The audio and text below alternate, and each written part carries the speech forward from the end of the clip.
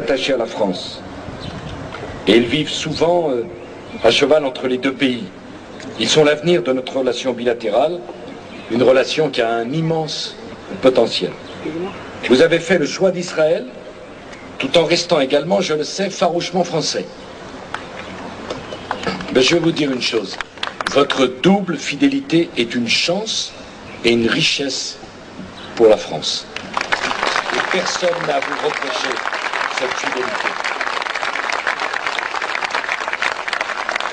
C'est par conviction et non parce qu'on se sentirait mal en France qu'on doit pouvoir faire le choix d'Israël aujourd'hui.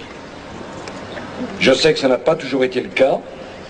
Je sais que certains ont fait le choix de partir parce qu'ils percevaient en France une montée de l'antisémitisme. Eh bien, moi, je veux qu'on en parle franchement. Il ne faut pas avoir peur.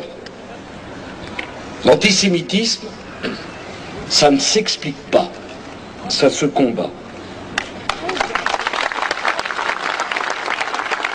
Et cette lutte, je vous le dis, ne faiblira pas. Et j'étais particulièrement choqué de ce qui est arrivé à un jeune Français il y a quelques jours, sous le seul prétexte qu'il portait une kippa. Une bande de voyous l'a agressé.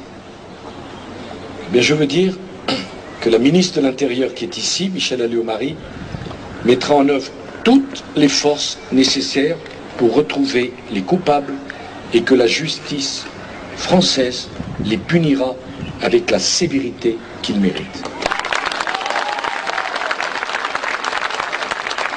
Pour une raison très simple.